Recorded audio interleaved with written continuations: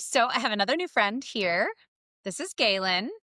Gaylynn happens to also have a horse that was once boyfriend with and girlfriend with my mare. And she has agreed to come along and talk about the Bible, which I'm very excited about. Welcome, Gaylynn. Thank you very much. Love Cool. being here. Okay. Let's talk about the Bible That's awesome. That's awesome. That's what we're doing. and Go ahead. horses too. Yes. Well, Jesus is a horse guy. He definitely is a Yeah, horse for guy. sure. Lots of horses in the Bible. Yes. Yes. Cool. Okay. So as Tim would say, we've got a good canter to go through. So let's start. We're doing Jeremiah chapters 44 through 52, and then Isaiah chapters 1 to 9, Old Testament. In Jeremiah, I didn't have anything at the beginning of 44, but I did mark chapter 44, verse 15. The wives and the offering cakes to who did they do it to? I didn't even look at that part, but basically like they were doing naughty things and their husbands knew about it. And I just thought that was kind of an interesting one. Yes, for sure. Yeah, and it was definitely so for me it's always good to kind of put it in context of like so Israel was in captivity two times, right? They were in captivity Assyrian and then with the Babylonians, which I think is interesting because like I mean there's the first coming of Christ, we need a Messiah here, and then there's the second coming of Christ and needing a Messiah.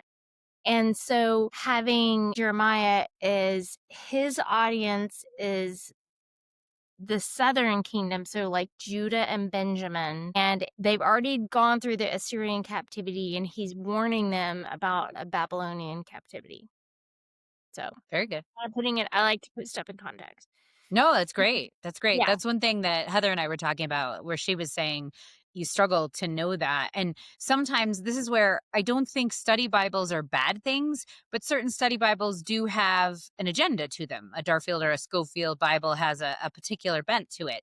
And in and of themselves, I don't think those are evil or bad, and yet some of the people that write study Bibles, I don't agree with their theology. So it's really hard because you want just the text, and yet the text notations that tell you, oh, this corresponds to here and that corresponds to there are actually helpful. yeah.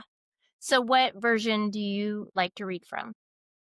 I've been reading from lots, quite a few, and I had a question on one of the days where someone said, oh, I like that version. Which one was it? And I still haven't replied to that. I said I would go and search it out. I tend to read from ESV, NASB, and RSV. I kind of flit all over the place. And every once in a while, I get kind of weird and read something really off the wall. There's a supernatural Bible. So just different versions because they speak to different things. Obviously, lots and lots of people like KJV, but there's so many KJV renderings and it's harder to enunciate, to actually like read out. King James is just very challenging, as is NKJV. So Yeah. what is your favorite to read? So, I love NASB, right? They speak my language, right? I've done a lot of Bible study with NASB. Mhm. But, I call the NIV the nearly inspired version Yeah. because it's got a lot of the people that translated it had a lot of agenda, like you referenced. And God called me a while back to switch over to a different translation, and I was not kicking and screaming, but yes, kicking and screaming, saying, "No, no, no." And then Genesis 1 through 8 fell out of my old Bible. Like it came to tag. And I love Genesis, right? It's my favorite. It was where it began in the Right. beginning. And so God really called me to go to this version. It's the complete Jewish Bible. Yes. Okay. And I've heard of it. it's kicked my butt for sure. I've been in it for probably 10 years, and talk about some bad pronunciations. It uses the Hebrew names, and but it adds some words that really just can't be translated. I mean, that make it so much richer. For example, when the gal that had all the diseases in the New Testament, and she goes for healing with Yeshua, which that's Jesus's Yes. Jewish name, Mhm. goes to Jesus and wants to touch the hem of his garment. Mhm. It's called tzitzits, and it's Yep. the tassels that Jewish men wear that represent the Torah, the Mhm.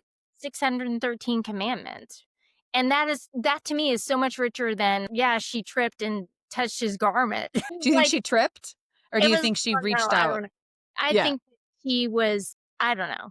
It just has so much more power for me. This yeah, this version kinda kicks my butt, but the words are definitely hard. I'm like especially Jeremiah is Yeremihu, Oh, okay. Yeah. Yeremiahu. Well, but and languages, that's the thing. The names wouldn't necessarily change. The names are going to be the same in any language, and yet how you pronounce them aren't. I was scrolling through social media and saw the names of John in European countries. Most of them are relatively similar, but they're not. And so it was kind of interesting. And that's where I feel like the Bible comes alive, especially when you hear it differently in different Mhm. translations. Right. Yeah, absolutely. It makes it wake up, right? Not that I read Jeremiah a whole lot, let's Right. be honest. Yes. but Yes. but some of the New Testament that's a little bit more rote and it presents it a little differently. I like that. Absolutely. Absolutely. Okay, so to keep us on track, I just thought that was kind of interesting because Yay! they've been disobedient and yet it's 15. Then all the men who were aware that their wives had been making offerings to other gods. So like they know that their women are doing something wrong and they've just kind of left a blind eye to it as opposed to saying, "Hey, what are you doing?" And I think that that's sort of an important one. Agreed. It's similar to Adam and Eve in the garden and how their conversation. It's like, okay, Oh, that's well, good. Yeah. I'm not responsible. Like the man gave this to me. And it's like, wait a minute here, sweetie. And we're all just as guilty. I'm not picking on Eve. I'm just saying that it's kind of interesting. It's very unusual that the husband doesn't know what the wife's doing and the wife doesn't know what the husband's doing. Like we're pretty aware. So Yeah, and I had marked that verse too, and also um um some other like in did you say 9? I was in 44:15. Yeah, so I was in 9, I marked wives, and then 24, I marked especially the women. In Yeah. addition, Yep. Jeremiah said to all the people, but especially the women. Right. Right. Yeah. Right? Well, and that's what made Solomon go astray was his foreign wives. And I think that we do have an influence there that, yeah, Yeah. it's kind of And significant. Moses, when he came down from Mount Sinai with the 10 commandments, the first group that he told the 10 commandments were the women and the children. And Really? I think Okay. as women, we have such a big role. We do. And, we gotta hold up our value, right? Yeah. Yeah. That's interesting. I'll have to look at that one. That's a really Yeah, good look one. at Thank that. you, Galen. Make sure I'm on point with that, but Okay. that's Yeah, no, remember. no. It's good. It's good. So I didn't have anything in 45, this tiny little chapter, but in 46, here we go with the horses. Harness the horses, mount the steeds. I just, again, being a horse owner, the Bible has many parts of the Bible have come more alive to me when you bridle a horse and all of those kind of things in terms of directing them. And Galen's horse is particularly dear to my heart. He's a character. He is a real character, and he's a Houdini with gaits. And he sometimes, you just kind of look at him and go, "Wow, dude!" He's awesome. So I'll add to that. My husband just took him hunting with his new horse, right? And they put these hobbles, which are like these figure eight straps, around the hooves to keep them from running away, right? Because you're up, you hike them up into this area, and there's no fences or gates or whatever. Well, Oliver, which is my horse, figured out that he could hop with the hobble. So he hops around everywhere, and then like when they're looking at him, he pretends like he's all Yeah. captured. Yeah. Doing something else like, "Oh, I was just trying to reach for this piece of Yeah, grass," and then they look away and then he hop, hop, hop. yeah. So he came back with minimal sores where the other horse came didn't figure out the hop thing, and he had rubbed his poor little hooves raw. Jeez. But Oliver is definitely the I won't repeat what my husband calls him. Well, I knew he was ready to skin him and make him into glue, the poor thing. But yeah, Oliver's a character. But I love the horses in the Bible. Totally. Alrighty. Here's a theme for me that goes all the way through 47, 48, and 49. I have read the Bible enough so that the names for me most of the time, I had a really hard time with the Apocrypha because not being Catholic, I hadn't read that before. So that was really hard. But the rest of it, I'm relatively familiar. I can roll Re- off most. remind me Apocrypha. What's that? Oh, so a Catholic Bible has additions to Esther. It has a little tiny bit in Daniel. It's called Wait, Bell wait. and the Dragon. It has some other, just the Maccabees, Mm-hmm. that More parts. about. Those are just different things which are part of Catholic canon, but not part of Protestant canon. And I just thought it would be interesting and good to read. I want this to be open to anybody. I don't care, as long as you're, and honestly, if you don't believe in Jesus, well, you should, but that's your choice. So I'm open to anybody coming along and listening. So I didn't want to exclude anyone. I thought, oh, this will be really good to read. And it was interesting. We've basically covered that. There's still, I got a little confused in Esther. And so at that point, I said, okay, we're just going to break Esther in half and do the Catholic versions thereof. So we'll eventually, in sometime in November, we get the rest of Esther of 6 to 10. But in all of that, so here back in Jeremiah in 47, 48, and 49, like if you just look, there's Heshbon, Shamash, Milcom, Rabbah, and some of those are the Ammonites and Moab and Edom and Dedan. And there's all these names, like Ai is mentioned in 9:3. Wail, O Heshbon, for Ai is laid waste. Well, Ai is Joshua. When they were conquering the Israelites were going into the promised land. Ai is kind of significant. But there's all these names, and I often feel like, again, this is where study Bibles can be helpful, but they can also have an agenda. And I sometimes want the ultimate Bible map. And there's actually some company, I think it's called Rose Publications, that make really, really good Bible maps. But I kind of always want to look and sort of have a reference. I mean, I love maps. So that's a shout out. It's not just for Madeline and Leaving Babylon, but I love maps. I really love maps. And so I always kind of want, like, could I have like the map insert with this piece? Because it's so frustrating that, and sometimes places have two names. Like you talked about the Assyrian captivity and the Babylonian captivity. Well, the Babylonians are also called the Chaldeans. And you're like, dude, can we get a list? Like, it I just feel gets like it might work. right? Right? Right? Like Yeah. when things are called four different things. Yeah.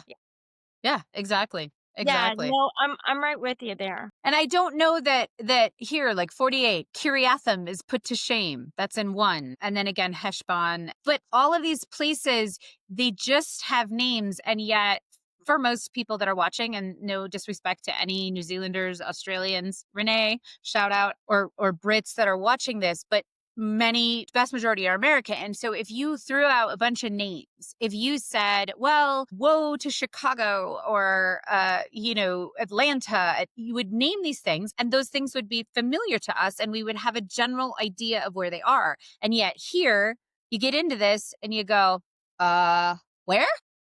Right. It's just very, very, Agreed.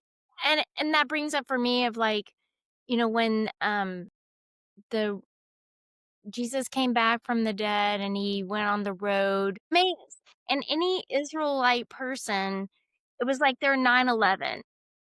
Like anybody that's Jewish would be like 9/11. No, and so I feel like if we were Jewish, we might be reading this going, "Oh, that's so significant," right? And to your point, I mean, we just don't get it because we are, from a different country or context, or I don't know. I'll tell you, I've been reading the Bible for many, many years. And yet I still sometimes go, okay, which place is that? Which thing is that? And especially many of the groups, the Ammonites and the Moabites, and where they come from and the connections. Gaylynn, maybe you haven't heard this, but I'm reading backwards. So I've literally read Revelation first. Instead of Genesis 1:1, we started in Yeah, Revelation. So we're definitely. essentially trekking backwards. So we've gotten as far as Jeremiah. So we haven't read those things. And so it's even more confusing. Although I will say that my read through Maccabees actually made more sense backwards than it did forwards. But anyway, Interesting. No, that's great. I love that. I have a friend that when she goes shopping, she goes through a store one way and then she goes back through it backwards because she's like you see something different every time especially when you go, one way and then backwards. yeah, yeah, that's a Good for good you. thing. So did you have anything in 47, 48, and 49? Just mainly that, I mean, again, Jeremiah is warning people about the Babylonian captivity. was kind of the impression that I got. Yeah, That he definitely. just, he's just, and as my husband would say, everybody screwed up and God killed them all. That sounds like him. Maybe not to kill them all, but it's like, Right, yes. it's just, I don't know, they did things that make me angry. The wicked things they did to make me angry, in Right. my version. Well, and but it's so true. And yet oftentimes we from this side of that perspective we're like, tisk tisk tisk, you naughty Judeans or you naughty Israelites, like how could you possibly do that? And then you kind of turn around and you just go, yeah, I did that. Yeah, I did I'm that glad too. that was not in the Bible. Screwed this up for now everybody has to do laundry. Right? Yeah. Yeah. Well, and the blood of Jesus washes it all clean. But okay, I had another note in chapter 50, and this is 50:34. The Redeemer is strong. The Lord of hosts is his name. He will surely plead their cause, that he may give rest to the earth, but unrest to the inhabitants of Babylon. And I find it kind of funny because God's mad at Israel because they've misbehaved. His anger is justified. They're being stupid. They're worshiping other gods. They're being unfaithful. They're doing a bunch of dumb stuff. And so there is consequences for their actions, and he's mad at them. And yet he then turns around, and even though he lets the Babylonians take them into captivity and kick their butts and erase Jerusalem, he still continuously back and forth talks about how he will redeem them and how he will return them to the land. You'd almost, and I'm not being sacrilegious when I say this, but sometimes you read this and you're like, okay, are you like bipolar God? What the heck? Like you're going from this way to this way. But it's his redeeming love. It's his amazing ability to forgive once the punishment, the anger has been spent, that he will then protect and guard and love us in spite of everything. I love that. It's so true. It's just there's such a great recurring theme of needing a savior. When I read the Bible, I'm always a little hesitant for things that are not. I think of the Bible as like a slinky, and it repeats itself. It's the slinky that repeats itself. If it's a theme, if it's not woven through the Bible, I'm a little skeptical. Especially, I don't know, when I listen to teaching now, it's like, "Okay, is that in the Old Testament and the New Testament?" Because I feel like for me, God is the same yesterday, today, and forever. Amen. So, this theme of a savior and redemption and Egypt and sin and needing, I mean, we need a savior. And this is just another little spiral in the slinky. I love it. A slinky. The Bible is a slinky. I like it. Okay. Michael's a slinky. Yeah. That's a new one. I'll have to talk to Tim about that. We kept going, and this happened in the Apocrypha. I did not know this, but evidently an elephant can get drunk. Like, so you can feed an elephant new wine and then they stagger. And then, of course, they trample and do all sorts of things. And so baddies were using elephants to potentially harm Jews. And so, and then there were a bunch of sections. There's some additions to Nehemiah, and it kept talking about putting away your wives. So we were ready to make T-shirts that talked about drunken elephants and putting away your wife. But we obviously didn't do that. It's just a bit of a joke there. But anyway. I'll have to look that up. That's awesome. Okay, I had one final note, chapter 50, verse 44, the second half of it, and I will appoint over her, and this is Babylon, again, after she's, so after Israel is redeemed and the reproach that Babylon gets, it says, I will appoint over her whomsoever I choose. For who is like me? Who can summon me? Who is the shepherd who can stand before me? And that was the part where I was like, the Ooh, Lord that's is, yeah. and oftentimes we say, oh, I have these questions. I want to know about giraffes, Lord. And yet, if we were to be in the presence of the Lord, we would fall on our faces and just be overcome. Yes. So this whole, he really is saying, who is like me and who is the shepherd? Well, Jesus, obviously, who can stand before me. And here's the echo that you mentioned. Yeah. Love that. All righty. And then, here's another one in 51:7. Babylon was the golden cup in the Lord's hand, making all the earth drunken. The nations drank of her wine. And so the nations went mad. Again, this is such poetic, beautiful language there, but saying, I'm going to take Babylon to task as she is the instrument that God uses to discipline his children. So good. Alrighty, what else have you got there for the rest of Jeremiah before we move on to Isaiah? I had marked, this is kind of random, but in No, please. 51, verse 27, in my version, it's instead of saying, does yours say blow the trumpet Yes. among the nations? Yeah. So mine says blow the shofar. So the shofar is like a horn, a ram's horn, and they still use it in Israel to, make these trumpet noises, and they use them in the high holidays and whatnot. But I love that this version says blow the shofar among the nations instead of.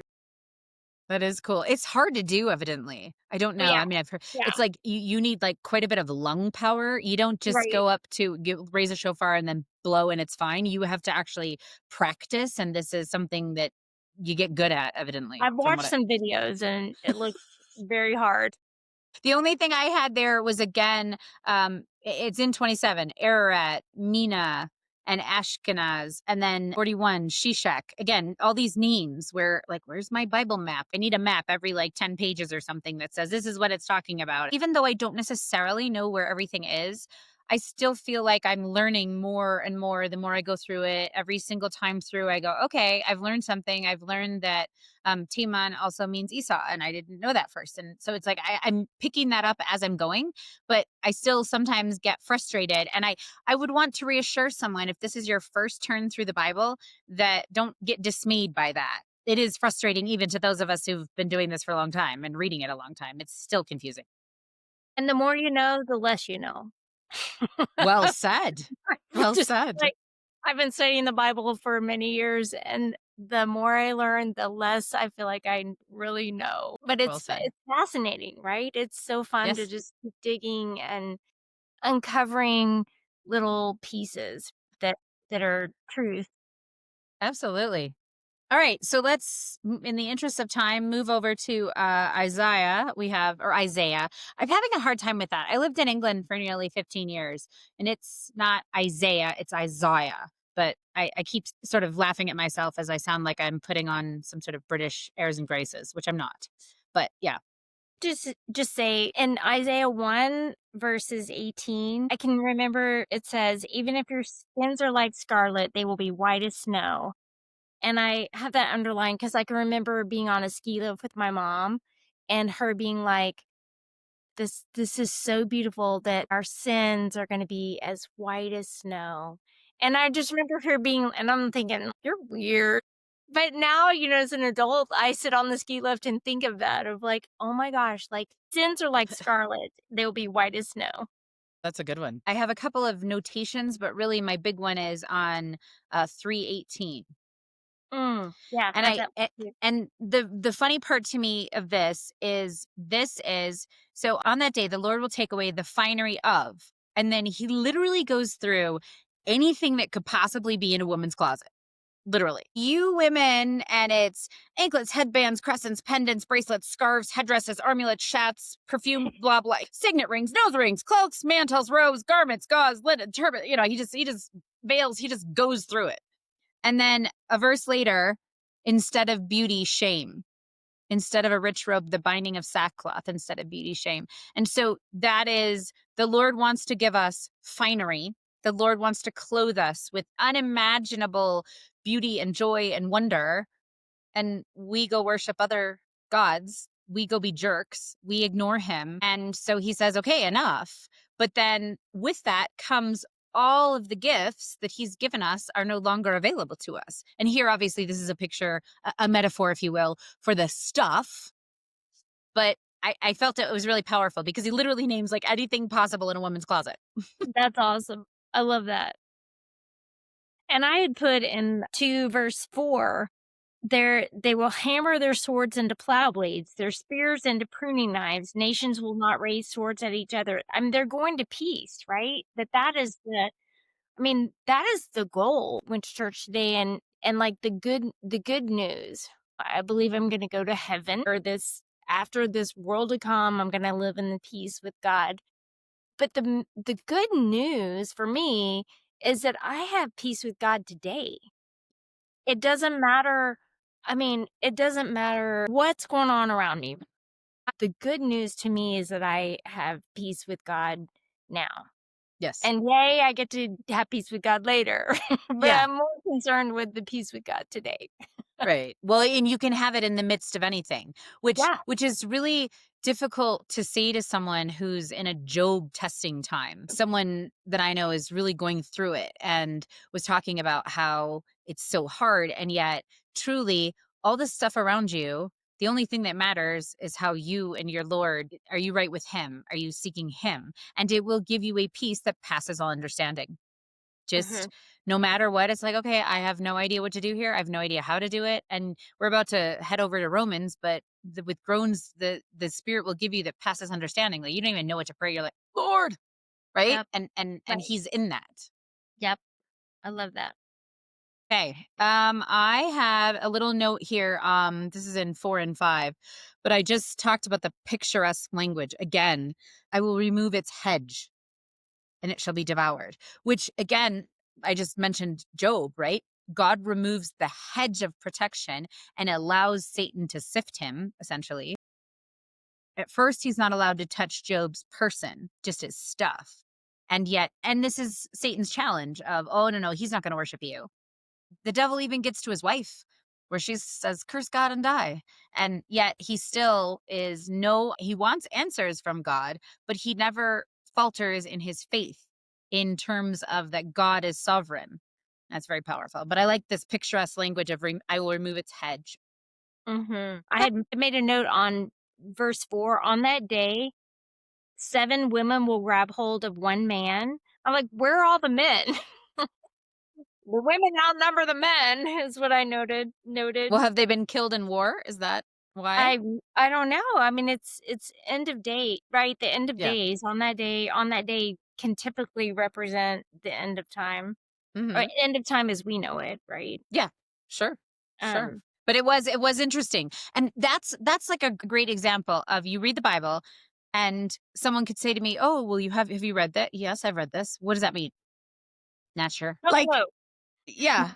And it's okay to not have every answer. It's okay that I don't have the map handy. And yet wanting to see the map is not bad, but I just have a genuine curiosity because I like maps. And I don't think that that's a bad thing. And trying to look at different cartographers and different stuff, I think that's curiosity. I think that that's a God-given design and genuineness from me in seeking it. I find that funny, like this, like, okay, where are all the men? Like, wait a minute, what happened here? Okay, this is interesting.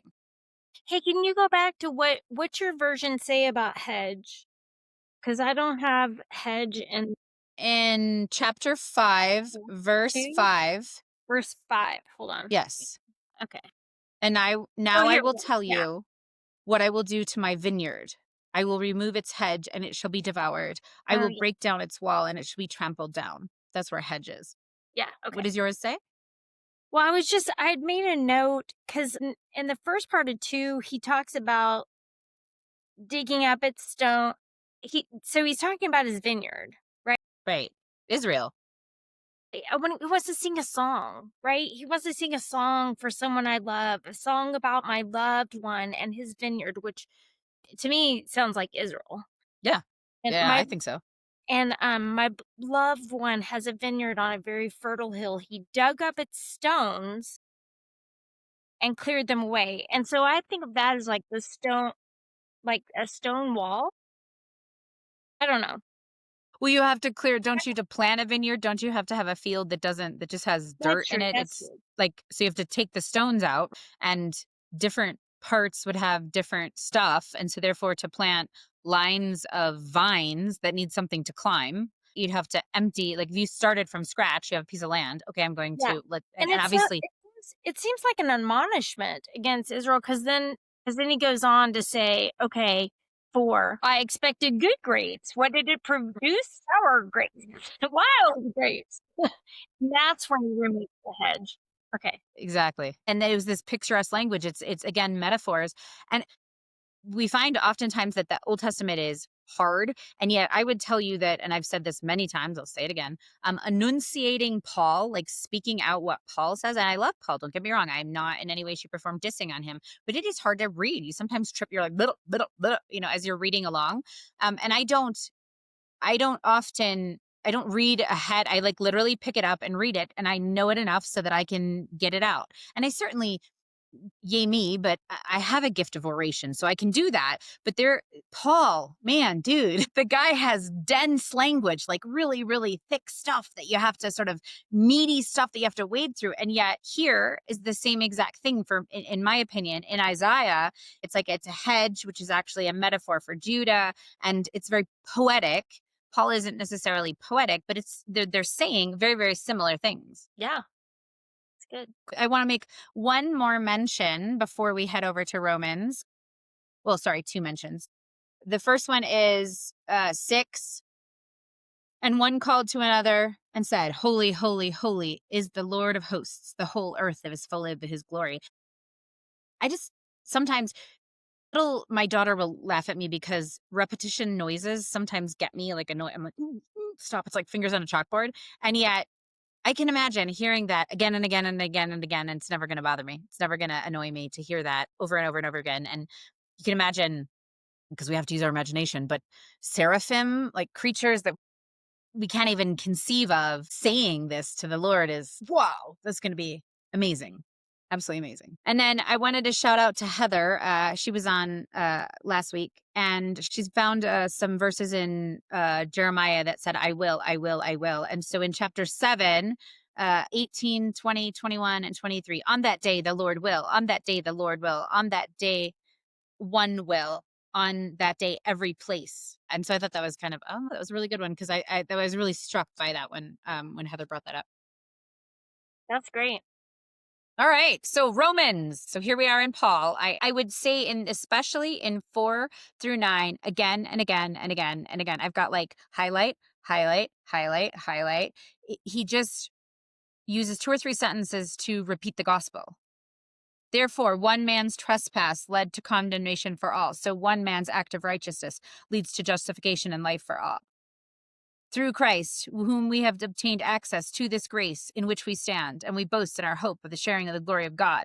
Quotes here, blessed, this is in 4, blessed are those whose iniquities are forgiven and whose sins are covered. Blessed is the one against whom the Lord will not reckon sin. So again, like literally that's just 2 chapters, and he's 5 times, essentially in 2 sentences, said the gospel. Yeah, it's very dense, like you said. My thing with this version that kicks my butt is, what is in chapter 4, verse 3? Abraham put his what in God? Faith? Hang on, let me read the whole thing. For what does the scripture say? Abraham believed God, and it was reckoned to him as righteousness. Okay. So my version says, Abraham put his trust in God, and it was credited to him as righteousness. So this version doesn't use the word faith or belief. It used the word trust, which kicks my butt. Yeah. Because it's, do you believe in God? Yes. Do you have faith in God? Yes. Yes. Do you trust God? Trust him? Oops. Yeah. I mean, sure, kind of, sort of, maybe. No, well, no, I don't. I'm sucking at trusting him right now. I suck. I feel like, I'm in good company in the Bible. Right? Right? Yes. But, oh my gosh. It's like, no, God, what are you doing? Doesn't make any sense. Yes. I definitely am a wrestle with God person. Well, I mean, Jacob did. Like, right. Isn't that what I mean? And this is again the whole thing. I feel like the Holy Scriptures, if you want to know, if you are seeking, he will answer. And in this book are answers, right? In this book is truth. He is the truth. But this book testifies to a person. See, he is the word. He is the way, the truth, and the life. But it testifies to a truth that God redeems, that God is seeking us first. He's chasing after us, and yet we are his creation. It doesn't make any sense whatsoever, and yet it makes all the sense in the world. And this is the more that I know, the more that I know I don't know anything. Right. Right. Yeah. Romans is hard. Romans is it's a wrestle. It is. Okay, do you have anything in 6, 7, and 8, and 9 to highlight? I have everything underlined. Right? Yeah. Uh, Yeah, yeah, yeah. I mean, he's Yeah. definitely talking to the people. He's definitely talking to people that are believers. I think Romans is so this is my opinion. So when everybody was, well, not everybody. So there was Jewish and non-Jewish. So Jewish and Gentile. And then Yeshua came, and there were people that were still Jewish that believed in Yeshua, right? And they were like a messianic community that, you know, believed that Jesus was the Messiah. So then they invited the Gentiles to come in then, and that was the big question that I feel like Paul he was trying to help. So I thought Romans was to like a synagogue of people that believed that they were Jewish, but they believed that Jesus was the Messiah. I mean, it's written to people in Rome, believers in Rome. Definitely Paul was called the disciple to the Gentiles, and he was sent to Gentiles. And he has some really interesting stuff later on in Romans that talks about that quite a lot. And yeah, I think part of he talks about that circumcision, it is a physical manifestation, but it's about your heart and where your heart is.